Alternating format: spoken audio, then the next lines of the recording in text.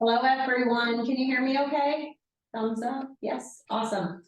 Well, welcome to our March VMFA meeting. My name is Brooke Dickhart, and I'm the Executive Director of the Joel Fund.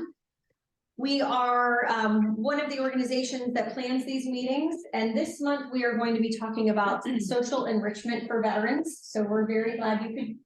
Oh, am I on mute? Hold on. No, Jill, can you hear me? Sorry, I want to make sure she can hear me because she's one of our panelists. Jill, can you hear? Jill? Are you there? Can you hear me okay, Jill? No. This one. Okay. Brooke, this is Ashley Wheeler. We can actually hear you. Some of us can hear you. Okay. Yeah. Let me just let her know, since she's a panelist. I want to make sure she's got her speaker working. She said.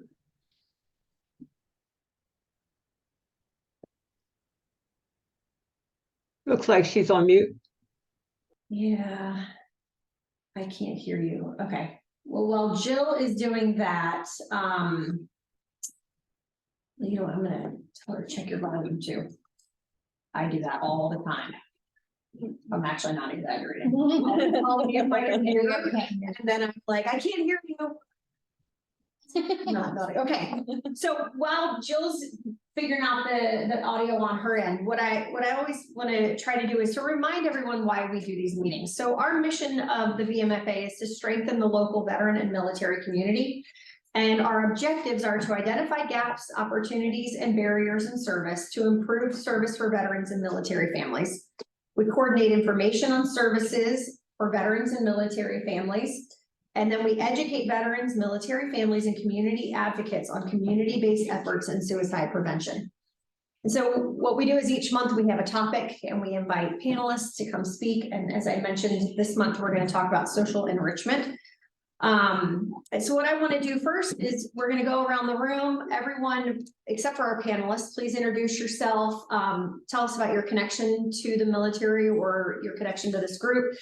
And then I'm curious if you're into March Madness, and if you are, what team are you rooting for? So I picked Alabama to win, but I don't normally root for Alabama.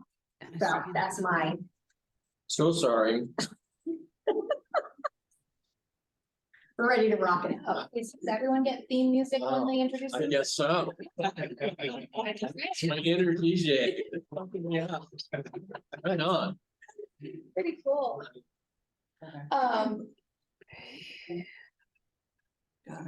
Thanks.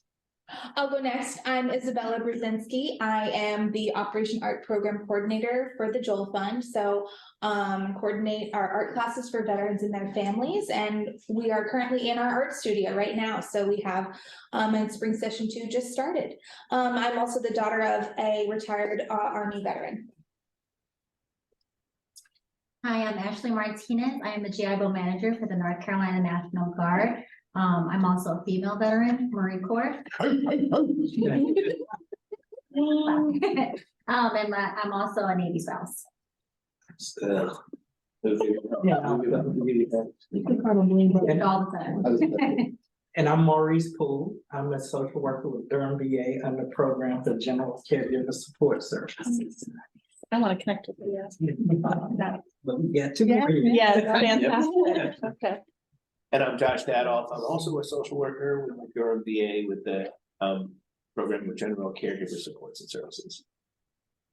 I'm Caroline Griffin. I'm also with the VA Caregiver Support Program at the Durham VA. We all work together. I'm also a social worker, and I am pleased. I'm a Navy spouse as well. I'll protect you. He's recently retired in 2021, so we're enjoying retirement now. Thanks, congratulations. Thank you. Yes. I'm Siobhan Norris. I am the Wake County Division Director for Veteran Services. And I lead 2 teams, a team of veteran service officers that help with disability and compensation. And then I have Nejla, who is on our call right now. She is our veteran housing supervisor. So she goes out and finds our homeless veterans or those experiencing housing crises and connects them with services.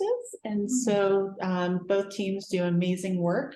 I myself am an Army veteran, was a Army spouse to an active duty service member for nearly 20 years. My father is a Purple Heart recipient and 100% disabled combat wounded veteran. And I can keep going all the way back to, I don't know, militia days. Back, my family, we come from a long line of military. So, yeah. I'm Antonio Berger, work for NC Works, so my DBOP. We deal with veterans who have significant barriers of employment. That's about it. I'm in Durham, Orange County, and Veteran Life Center. So, Randy? Yeah, right to your Good afternoon, everyone. I'm Randy Silver. I'm an Army veteran. I'm with NC Works. I'm a Veterans Employment Representative also. I cover now for Johnston County. With March Madness, any North Carolina team I'm rooting for. Nice. And once they get knocked out, I'm just rooting for the underdog. Oh, I like that. Nice. All right. Diana? Hello, everybody. I am Diana Marquez. I'm with Talent Ascend. We are a hiring resource for pretty much anyone right now. We started off hiring veterans and military spouses, and now our platform is open for everyone. I am a Navy spouse for 18 years, and I'm also a daughter of an Army veteran. I'm not a real big basketball fan. I used to be back when it used to be great, but not anymore. No worries. Totally Yeah, fine. Annie? Hi, everybody. My name is Andy Zinkovic, Army veteran. I represent Humana, and I think for March Madness, I'm gonna have to go with the main pick there and go with the University of Houston. Nice. Thank you. Annie Nelson? Hi, I'm Annie Nelson. I'm with the ARP Triangle Area Volunteer. I also am co-lead on the VMF Advisory Council. I am also a retired military vet, Army National Guard. I also am a certified life coach and an ordained minister, and so pretty active in my retirement, but I'm looking forward to working with ARP here in the Triangle area. Nice. Welcome. Thank you for joining us. Ashley Wheeler? Hi, I'm Ashley Wheeler. I'm with Wake Tech Community College. I serve as our Veterans Student Success Coach. So I work specifically with that population to help them find funding, housing, food, whatever they need. My family has served in almost every branch of the military, from cousins to uncles to everyone. So we have a long history with the military. And I'm from West Virginia. So I guess I have to put my support behind the blue and gold this year. Nice. Nice. Thank you. Carmisha? Everybody, my name is Carmisha Hernandez Luciano. I'm with Veterans Upper Bound at Central Carolina Community College. We serve veterans that want to enroll in post-secondary education within 5 counties in the state. I am a military spouse. I am from the Army. My father was in the Army as well, and I'm also enlisted in the Army. March Madness, I do not know. I haven't followed basketball. I think my last team was, I think I followed Michael Jordan in the pool, so it's been that long since I keep track of basketball. It's been a while. I love it. Thank you. Good to see you. Najla? Hi, I'm Nejla Munchauer. I'm Wake County Veteran Services Supervisor. I am a military spouse. Half of our time was in the Air Force, half of it was in the Army, same spouse, different services. We are now retired, and I get to play in Wake County and work with veterans and work on all sorts of projects. My favorite team is whoever's playing Duke. Trey?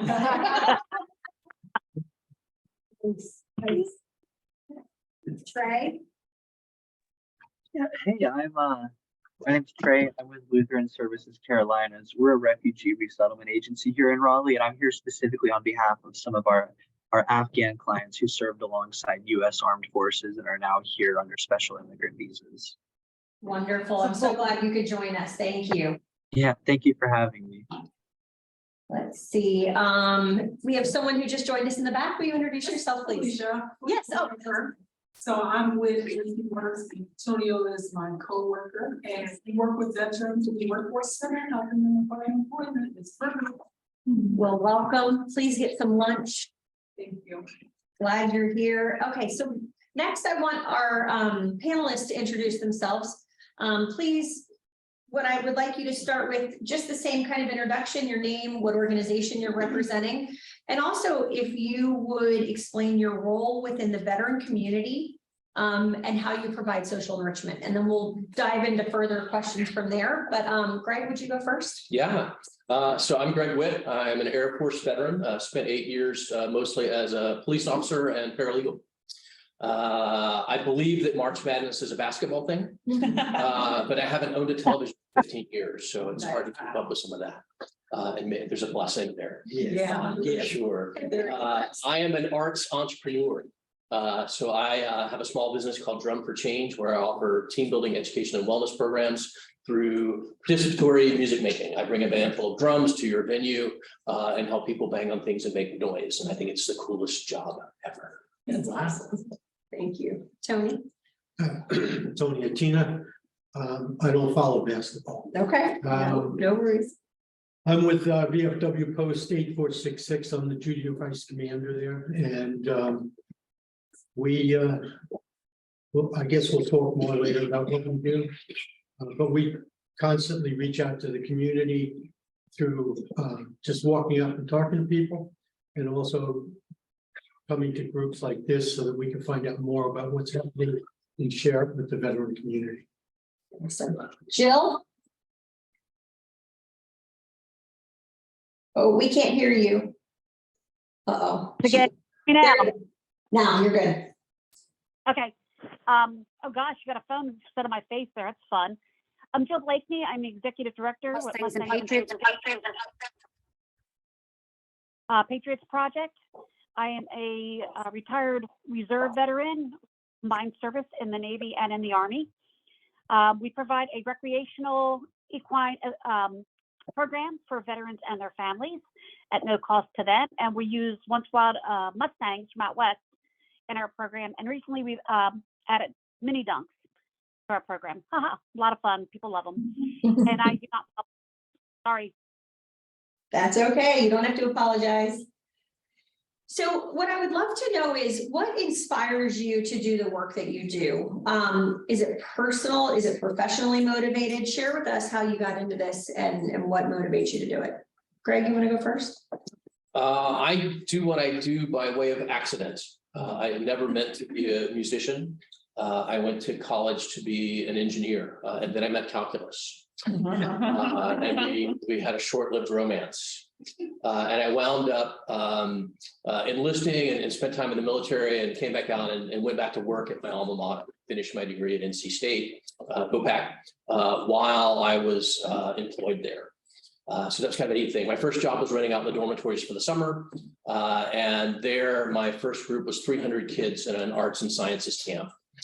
Who lined up on the sidewalk on a Friday morning, and this young fellow from UNCG came out playing a West African djembe drum, and he started playing, and those kids started marching. And it was a really moving thing to witness. And if you know anything about West African music, moving is not intended to be emotional; it's physical. And so the next thing you know, my feet started moving, and I was in that parade. And so I followed that guy to the end and cornered him and said, "What is it? Where'd you get it? I got to have one." And so that set me on a path that 20 years later is what I do for my living, helping people find creative self-expression, emotional release, connection through music making. Very good. And just so you know, NC State did make it into the tournament. I know you're not watching TV, but you're a Pac fan, so I'll let you know. Tony. Mine is totally personal. After working long hours for 40+ years in my own business, moved down here. I was floundering, didn't know anybody, and decided to join the VFW and was hoping for a social outlet. And the social outlet that I found is even more rewarding than what it was. Our particular post does a lot of outreach and tries to help as many vets as we can through our Veterans Coffee. We have them twice a month, one in the morning, once in the evening. They're open to all veterans, their spouse, significant other, and people that are non-vets that want to just be part of the community. Our last meeting, we had a student, a 70-year-old student going to Whitt Tech, whose husband recently died, 21 years Navy, and she saw a flyer up in Whitt Tech, and she just walked in, sat down, introduced herself, and then we found out that she was having some needs that our service officer, Brian Huff, is going to be working with her to help. And that's the type of veteran social enrichment. I'm getting personal social enrichment out of it. And I like to tell people I'm very selfish because I love to see other people flourish from my efforts.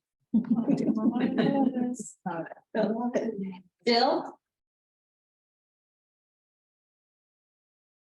Personal for me. I remember at boot camp, they told us we were standing at attention and we're looking around. It was an open bay barrack, and it was kind of cool. They said, "Look around, look to the left, look to the right. This is your family now." And that stuck with me. It's been almost 40 years, and that message has stuck with me. And being blessed and having a farm and being able to share that and showing people, I like to have fun. So being out and having fun with them, our veterans and their families, and active duty, of course, are welcome too. It makes me feel good that I can show them a good day, a fun day where they can kind of forget about their problems and just enjoy the country and the animals and at times the insanity. I love it. I think the social enrichment side of things is so important. I mean, it's a big, our first program with the Joel Fund was Operation Art. Because I saw the benefits that kind of interaction can help people.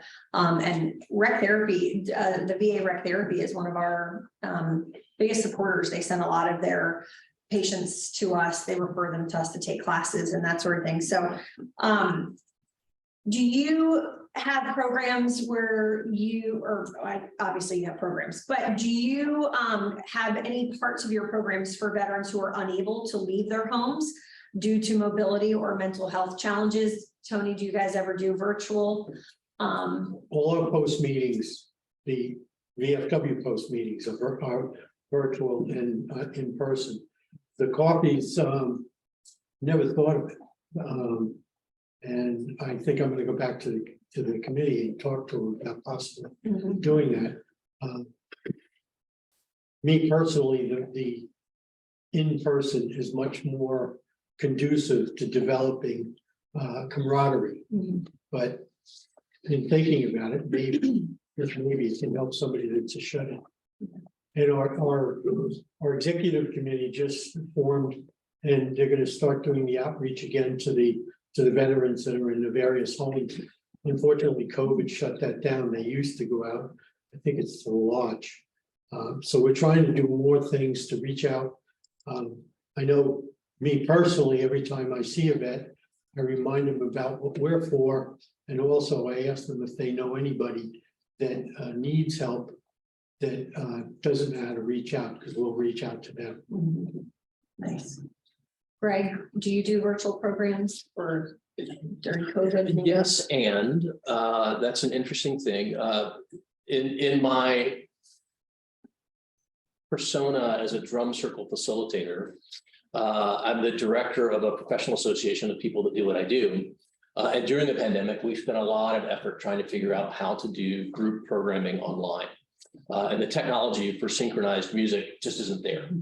There's broadcast delays that just make that impossible. So we did a lot of play along kinds of happenings that turned out to be wildly successful. The same synergy that you would with everyone sitting in the room, and yet it's still quite rewarding to do it that way. So during the pandemic, I actually created a program for tabletop drumming for people that didn't have a drum, that wanted to play, that needed access to something. And so you bang right with whatever's in front of you, your kitchen table, your coffee table, your puppy, if that's who's sitting there, whatever works to get that rhythm going.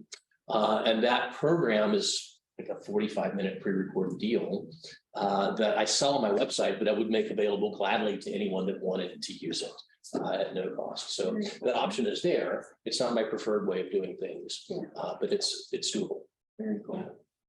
Jill, have you had any experience with doing things virtually? Can you hear me when I use the computer? Yes, but I think you'll have to mute the phone. I already did. It's still pretty loud. It's showing, hold on, it's showing them. Now try. Oh. I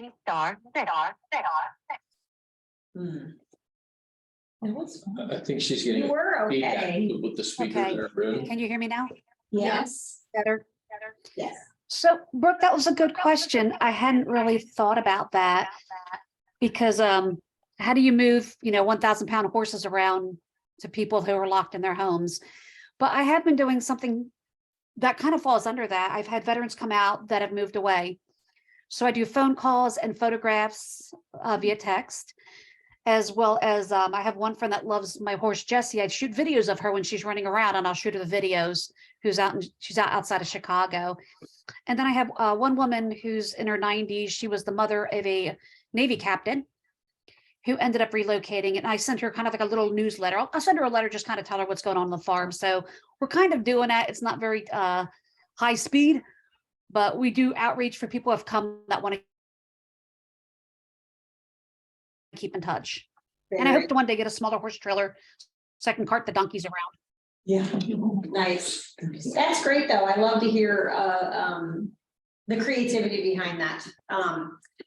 So I heard you all say that you will work with people, not just the veterans, but family members and that sort of thing.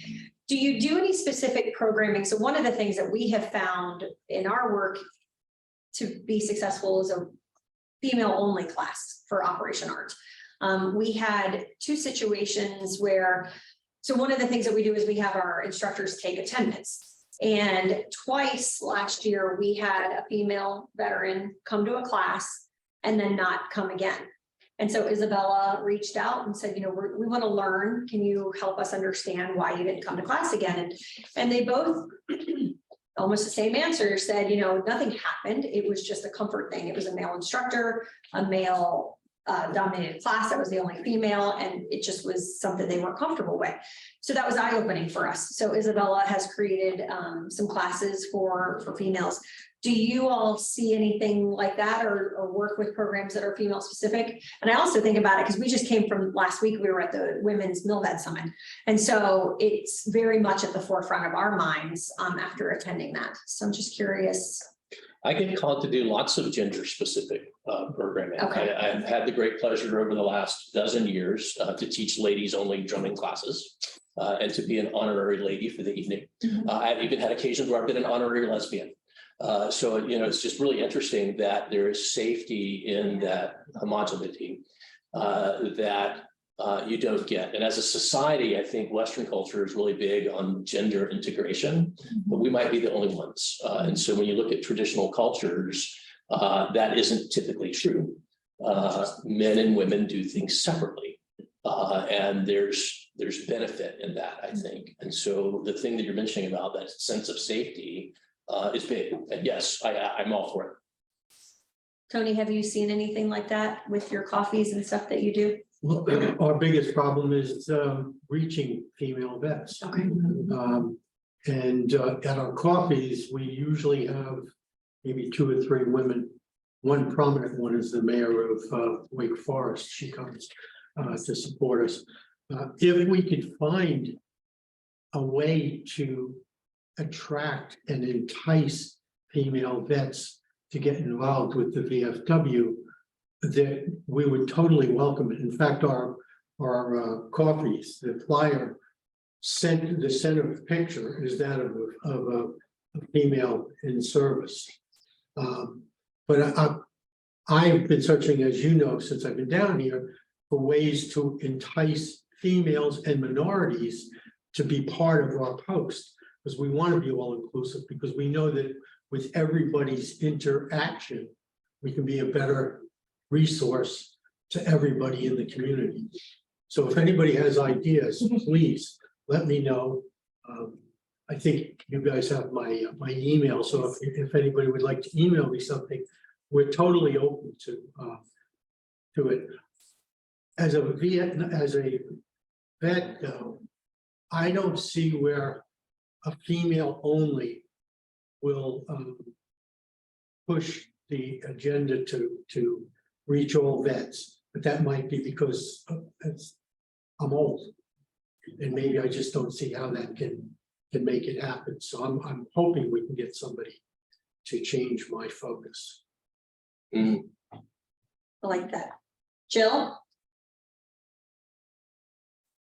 Do you I am have- so excited you brought that up. Let me turn my volume down here. So I've had groups ask me if I did anything only for women, specifically to Triangle Women Veterans. And you know Brenda Brubaker from, well, she's from a lot of places. So we have been collaborating for the last couple of months. We're pulling together a woman-only event. Can you hear me okay? Or am I talking too fast? No, you're good. Okay. We're calling it Women Veterans Morning with the Mustangs. And it'll be only open for women veterans. They're going to have to register ahead of time. It'll be May 20th. We're working on the website with the information as well as an Eventbrite to register, because we're going to have to cap it at 25 to make sure that we have enough volunteers to keep everybody safe. But it's going to be a day of just kind of fun. We're going to have, you know, if you want to learn to ride, you can learn to ride, or you want to do tricks, or you want to learn how to handle them, or you want to paint them.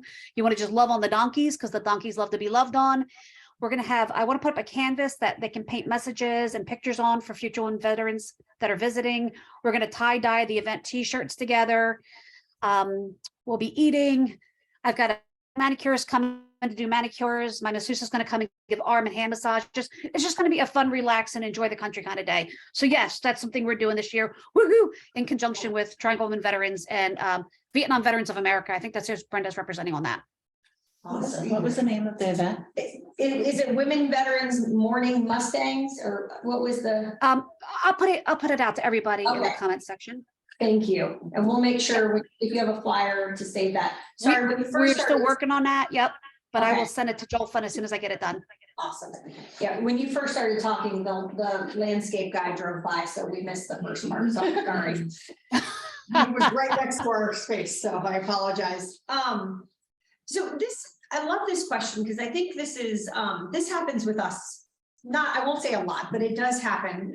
And I would love to hear how you handle this type of situation. But let's say you're contacted by the spouse of a veteran and they say to you, my spouse needs to be connected to this community.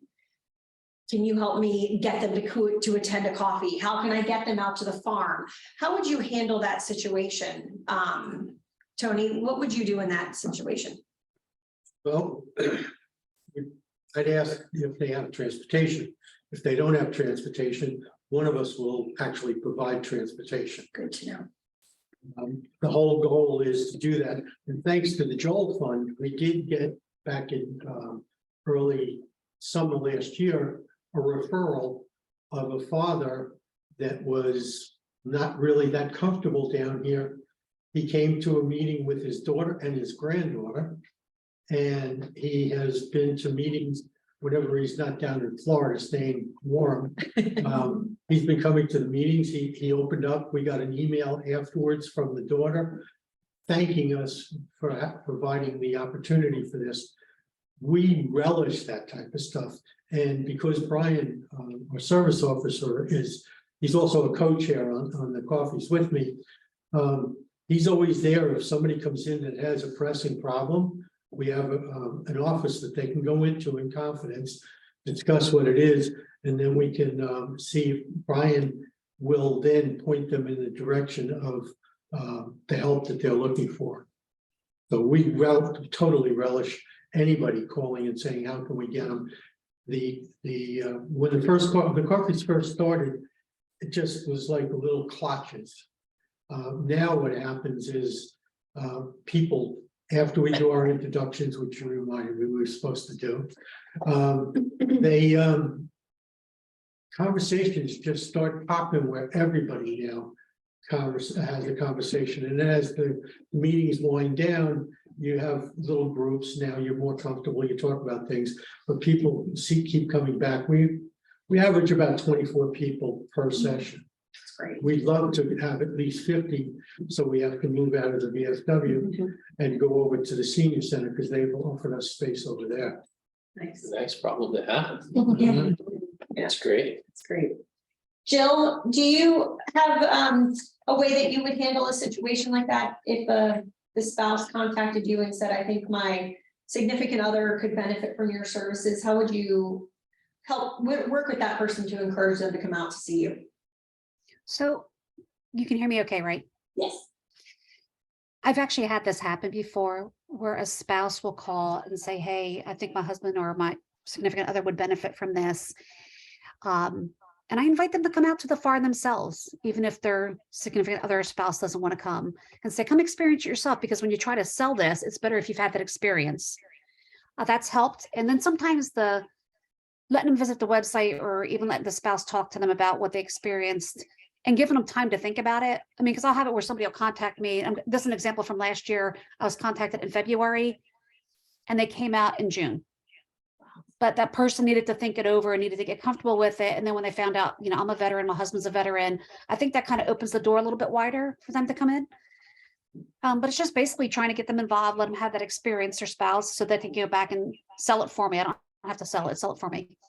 And it's free, yay. Yes, yes, for sure. Greg, how about you? Someone's like. Well, I have a spouse, the very best spouse, with the very best intentions, who is not shy about telling me the things that I need.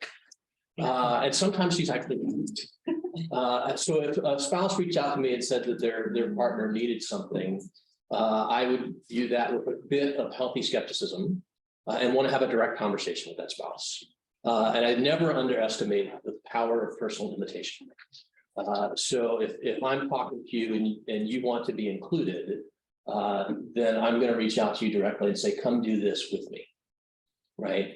No, not we have a coffee, come join us, come sit with me, right? Come do this thing and make that a personal invitation. And that's a whole different level of participation than come join a big group that you don't know. Just, you know, come be my buddy for the day. And so that's how I might approach something like that. Nice. I like that. We were talking earlier about the weather and up and down and up and down. And do any of you see an uptick or a downturn based on the weather? And what is it? Seasonal depression? Is that what we were talking about? Do you see changes in your participation based on the seasons? Oh, yeah. I would imagine Jill at the farm does. Actually, I do. It's more the summertime with the heat. People don't really like the heat. But I had a bunch of people come during like November and December and in January, even though it may have been muddy or it may have been wet, because we have overhead cover, a round pen that's covered that we can stay out of the rain. But it's definitely the heat of the summer that'll things really slow down. Interesting. Okay. Greg, you said yes, you also. Yeah, I mean, in the winter, you know, when groups gather indoors, there's an intimacy to that small space. But there's a health and wellness aspect to doing things outdoors when the weather is nicer. It just can't be beat. You know, and working in the arena of drums, which are really meant to be outdoors, there's the added benefit of that. You're using the right tool in the right place. So yeah, seasons affect it hugely. Yeah. I wouldn't say it's mostly seasonal. It's if there's bad weather, our attendance seems to fall. Okay. The cold weather definitely has an impact. Yesterday's meeting started off slow, and then as temperature rose, because we started 8:30 in the morning, but by about 8:45, I saw a couple more people come in, but by 9:20, about 4 more people came in. So I'm just assuming it was the cold. Nobody wanted to get out in the cold, but it does affect coming out. Okay. Tony, I heard you, I mean, you were talking about some gaps and struggles that you've identified. Jill or Greg, do you have any that you've identified that we can work together to help you guys? And this is what this group is about, right? Is there something specific that you've identified that we can help with? Well, me as an entrepreneur, I work with groups of people, and so I need groups. So any chance that I have to come and talk about what I do or share what I do with a group is a great occasion for me. So to invite me to a BNI meeting or a panel discussion or a coffee is great because I get to talk about the things that I love. And that's what I want you to care about, the things that I love, right? Because just maybe like Tony mentioned, there's some mutual flourishing that can happen in that. Jill?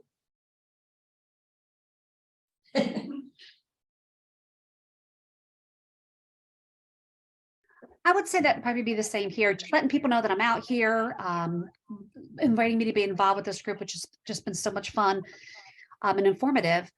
And then I would encourage all of you to think about coming out to visit one day so that you have that firsthand experience that you can share with others. But just, making sure the veterans and their families or the active duty members know that we're here and they can come participate. That would be the big thing. Awesome. We have all of your contact information. So if we want to refer someone to you, just to give them your contact information is the easiest. Is that right? Nothing different, just direct email or phone call. Yeah, Absolutely. okay. I want to open it up to questions. So does anyone have any specific questions that they'd like to ask our panelists? Oh, online. Oh, yes, Annie. Hi, Brooke, thank you. Since I'm new to the area and new to this whole volunteer ARP, the question I have is how do you guys share the information? I think your discussion is point on. If I give you a little bit of background, when I retired from the Army National Guard, I wanted to continue my service. I just like doing service. So I just said, okay, I'll do it differently. So I became a certified life coach and I started doing spiritual counseling once I became an ordained minister. And I do have to say that, women veterans' needs are unique and they're a little bit different. And when I went out and tried to join different organizations, it's still very men orientated. And so during COVID, I found a lot of females were coming to me with anxiety issues and whatever, and it just gave me a lot of insights. And in 2021, I decided to join ARP and become a volunteer because I thought that would leverage. It gave me a platform to reach more resources because that's basically what people were looking for, right? I didn't have all the answers. They want resources. They want that community thing again, but they weren't comfortable going to what existed. So my few years with ARP, I was down in the coastal area. I just relocated here to the Triangle area about a year ago. So anyway, I was asked, what my focus was, and my focus is, and always has been helping women vets. So the question becomes how, right? And what are the needs? And for me, I found that the needs is, how do I get more information to them? How do I get these resources to them? So you got AARP, this huge website out there with all these links, yada, yada, yada. And people don't associate that necessarily with veterans. They associate it with ARP and senior citizens. You see what I'm saying? So my question to you guys, you got a lot of good things going on and you're talking about sharing. How do you share that information is my question as the new kid on the block. Sure. Well, what we'll do, so this is being recorded, so we'll share the video link on YouTube. But also beyond that, Emily here in the back will send out a follow-up email with with notes and contact information and any events that were discussed. She'll include that in there. But if you want to connect more specifically, you can reach out to Emily or myself and we can provide that connection. That is why we do this. Just listening to you talk, like there's, and Jill, you might know more, the Triangle Women Veterans Group. Isn't that the group that was just at, like we just had a women veterans the MilVet Summit last week. Yeah, I was there. I had a table there. Yeah. Oh, good. We missed you. I didn't get to see you there. So I think connecting with those organizations and then for us, we'll share it with you afterwards. Okay. As long as we have your email, you'll get all the information from today's meeting. Appreciate you, appreciate you. And I agree with the young man that said, the VFW and all those groups are there. And it was amazing to me to realize how many veteran homes are here in the state of North Carolina. I think there are 5. There will be 5 with Kernersville.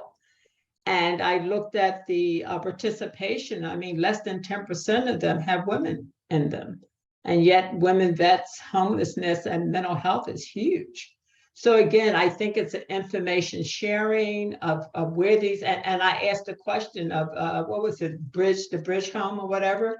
So it's not like those homes are just for men, they're for all veterans. So, whatever's stopping women vets from using these resources or going there, I think it's important to identify that and kind of focus on that a little bit. So that's my goal.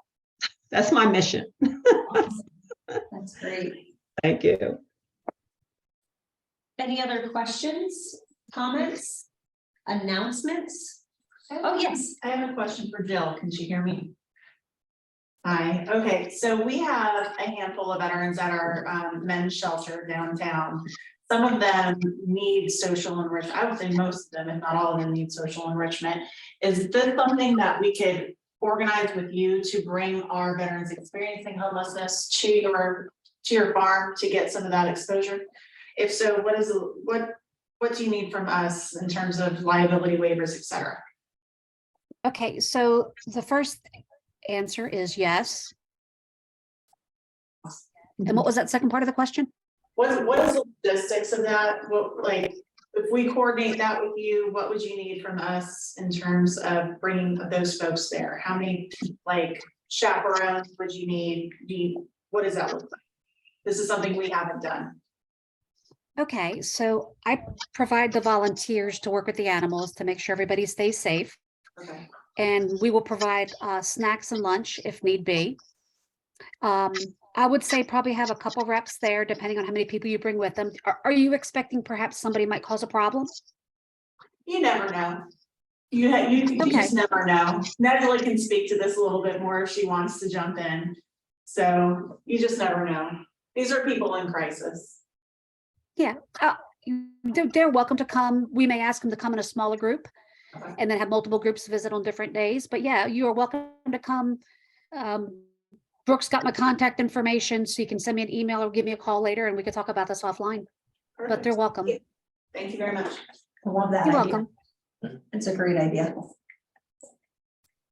Any other questions? Yes, Caroline. How much do you cost? Get right to the point. It depends. Yeah, it depends things. There's some formula for location, duration, and numbers that kind of pins it down for me. Okay, so we could reach out to you and work. Yeah. Okay. We work with caregivers, and I know we're looking for different social networking opportunities for them too, and they love arts. And Healer is big stuff, right? Yeah. I'm headed down to work with 2 hospice agencies in Eastern North Carolina next month to deal with burnout.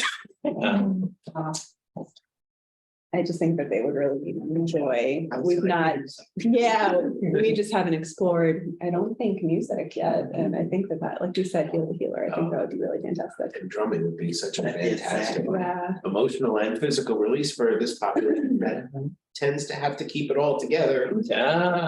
And to their own detriment, really. So, yeah. Great. Awesome. Thanks. Appreciate your interest. Yeah. Who else has a comment or question? Oh, Jill, I see your hand raised. So this one was Trey, who's working with the I want to call them veterans, the Afghanistan veterans who have come to relocate to the US. Where are you located? And where are these folks located, Trey?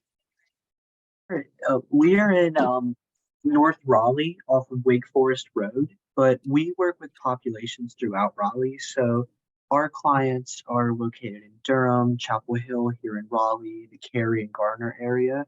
So we're really kind of all over the place.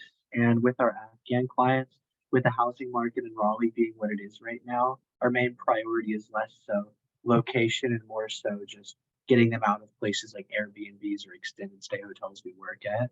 So right now, they're kind of all over the place.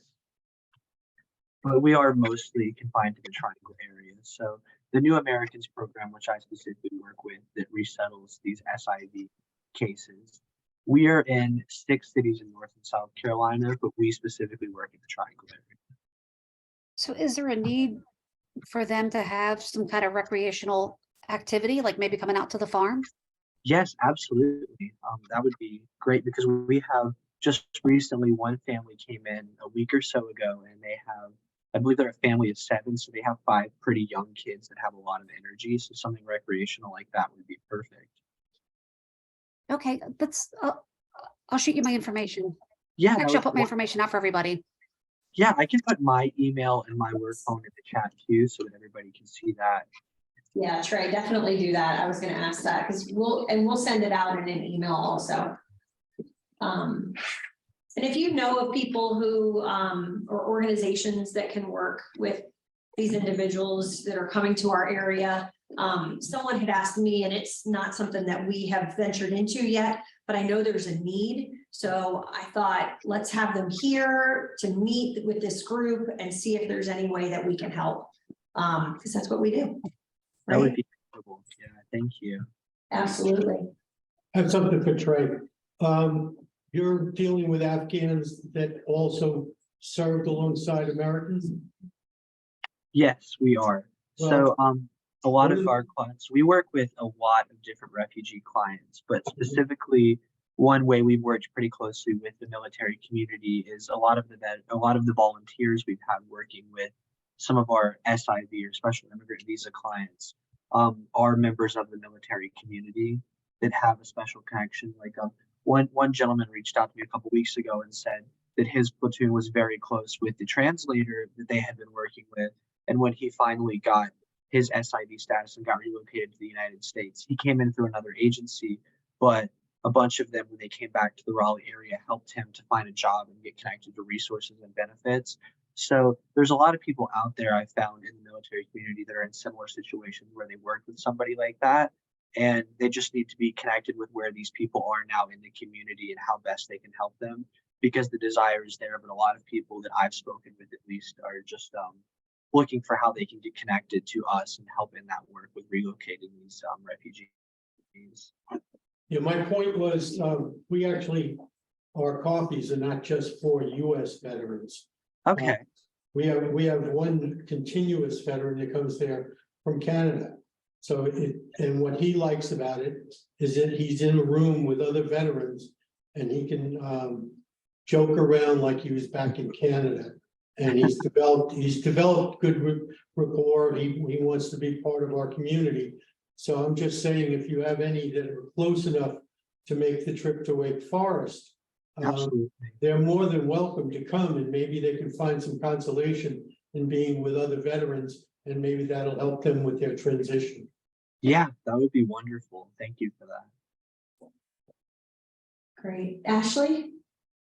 Yes, I guess it's more of a plug and a plea, actually. We are trying to increase the number of events and opportunities that we can provide our close to over 1,000 students that we have here that are military, veterans and whatnot. So things like your coffee, Greg, your program, any of that stuff. All of our information is obviously going to be shared. Please send that to me if you guys have events going on. I have a very big network now of people that want to get involved in stuff outside of our college that are looking for things like this. So if you ever are looking for to get people at an event, I have warm bodies that are welcome and willing. Please, we are just asking you to please send us all of that, because we now have a big communication plan. I can post it to them not only in the school but virtually, digitally. So if you're needing people to come to these and looking for people, let us know. We've got about 1,000 students in our program that would love to participate.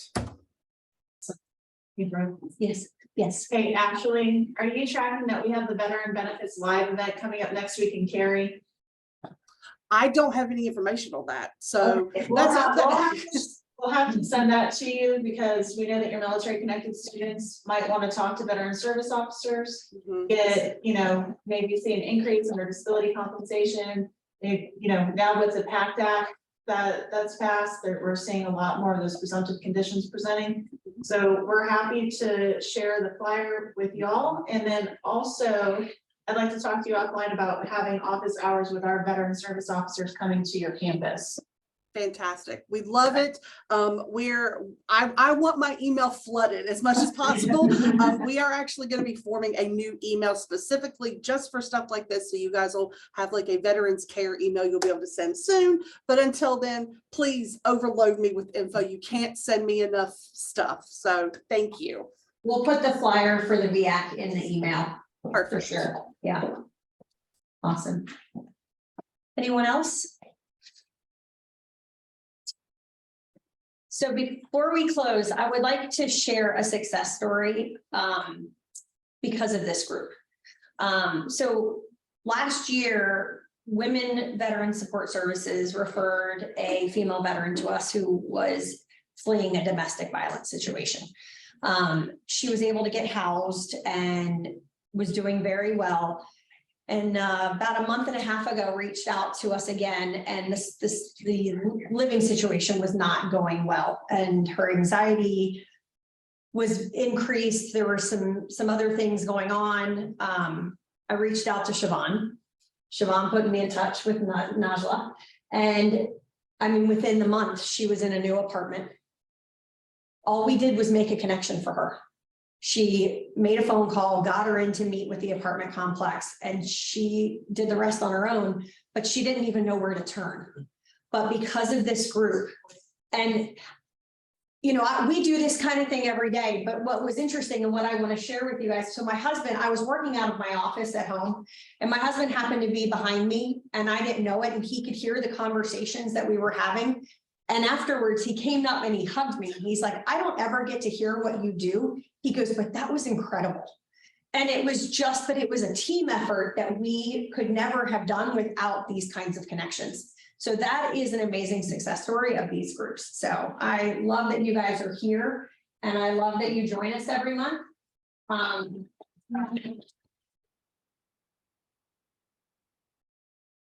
keeping Najla. No one else can take her. Brooke, if I could just, one other thing that the Post does, we get calls a lot for veterans in distress. And once we vet what it is, and it's a quick vetting, Brian, our service officer, actually does it too. I can't tell you how many times we've helped pay somebody's rent, helped pay for food, where a situation where somebody had to get out. We join with other posts to also put money. The money goes directly to the not to the individual, but to whoever it is that they have to pay. So that's another really positive thing that our group does. And if any of you know of somebody in need in our area, if you contact our post and it's something we can help with, we look to do that too. Awesome. Nice. Yes, that's great. Felicia. I just want to say that's why these success stories are so important, because they stay front of mind when we hear them. So when something comes up for us, we need to look for resources, it triggers something. And it's like, oh yeah, let me reach out too. So thank you all for sharing those success stories. Absolutely. And we should all bring more. Yes, please, in the future, if you have a success story as a result of something from today, share it with us. I agree 100%. It's so, my board asks me to give success stories because it's, they don't get to see the daily, once you guys leave here, we don't know what connections happen and what goes on. So definitely please share. I have something too, if that's all right to add. Say that again, Andy. I said I had something to add too, if that's okay. Please. Yes. So Humana, the VFW, and Feeding America, and this kind of goes into social enrichment, and we find through our members and really polling them and getting all that data, that housing insecurity really is the basis. But then with that comes food insecurity, social isolation, and everything, right? Everything's kind of interconnected. So we do have a program that just went live on March 1st with the VFW and Feeding America, and it's a food drive. So basically what happens is for every $1 of our braised, or for every pound of food raised, that goes to, now with food, it can go to any food bank. With dollars raised, it would have to go through a Feeding America affiliate.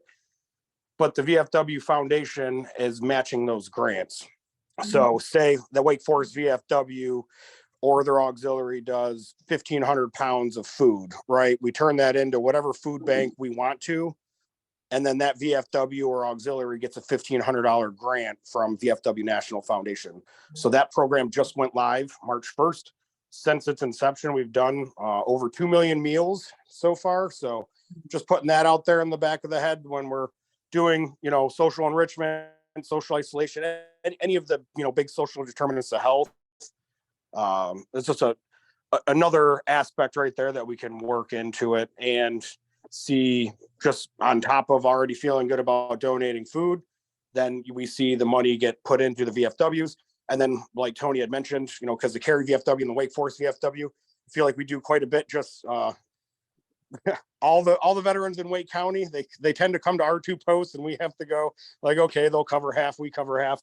So that money can be used for that. And it just gets pumped right back into, enriching veterans' lives. So I just wanted to throw that out there that program went live March 1st. Awesome. Do you have a flyer? I think I've seen a flyer. I haven't seen anything on that, Andy. I'll reach out to you about it because our last executive committee, I don't remember anybody speaking about that food drive. Yep, I will send you out the flyer, and it's really easy too. It's vfw.org/UTCH. Okay, thanks. Thank you. We put that in the chat. Yeah, I can put that in the chat. Thank you. Yep, you're welcome. I have one more thing. The end of April, the Buddy Poppy program starts. The VFW Buddy Poppy program goes. Whenever you see guys out there, guys and gals handing out the poppies, I hope you all understand that the poppies don't cost anything when you're handing them out, but through the donations of those grateful people, all that money goes 100% to help veterans in need in the local area. And I just have to do this because the VFW post 8466, and this is a challenge to you and Carrie, came in 8th in the country last year for raising donations. Nice. We can't touch Wake Forest's poppy drives. That's awesome. Anyone else? This has been a great meeting. Thank you, everyone, truly. Next meeting will be April 11th. And our topic is veteran employment. Ooh, a big one. So, yeah. Have a great month, everyone. See you next time. Hey, everybody. See everybody.